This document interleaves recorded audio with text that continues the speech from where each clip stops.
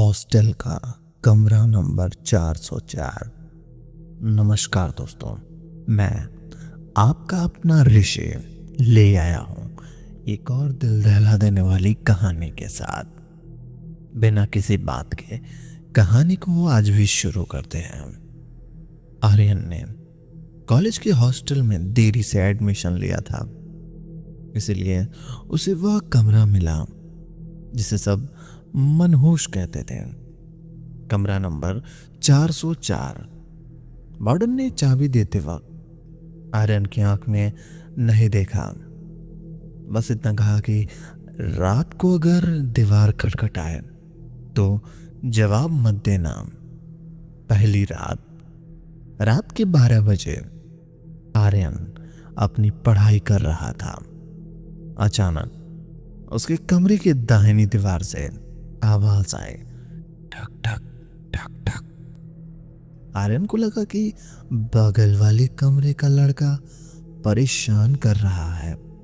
उसने मजाक में वापस दीवार पर 3 बार हाथ मारा, ठक ठक ठक ठक। तभी उसे याद आया उसके कमरे के दाहिनी तरफ कोई कमरा नहीं था। वहां तो हॉस्टल की आखिरी दीवार थी, जिसके बाद सीधा 50 फीट गहरी खाई थी। आर्यन के माथे पर पसीना आ गया। उसने लाइट बंद की और सोने की कोशिश की। तभी उसे महसूस हुआ कि कमरे के कोने में रखी कुर्सी धीरे धीरे उसकी तरफ खिसक रही है।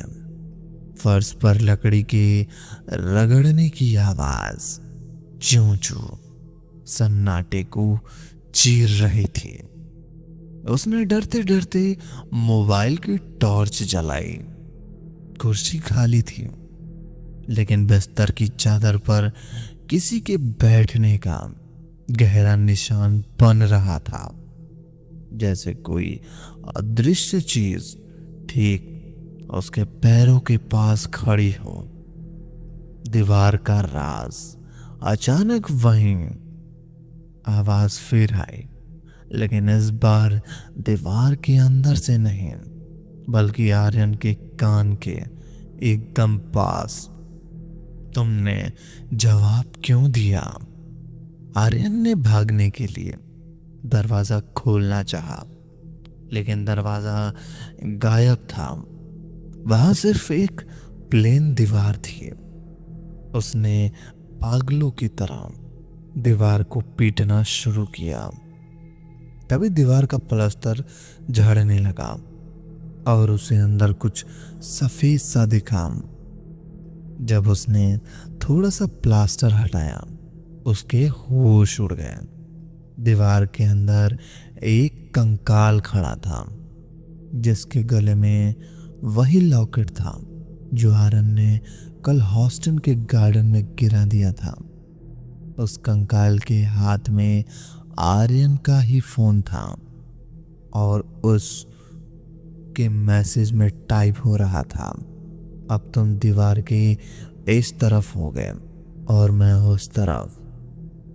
अगली सुबह वार्डन जब कमरा चेक करने आया तो कमरा बिल्कुल खाली था। आर्यन का कहीं नामो निशान नहीं था। बस एक नई दरार आ गई थी, जिससे हल्की सी कराहने की आवाज आ रही थी। अगर आप किसी हॉस्टल में गए, आपके साथ ऐसा हुआ, तो आप क्या करेंगे? कमेंट करके बताइए।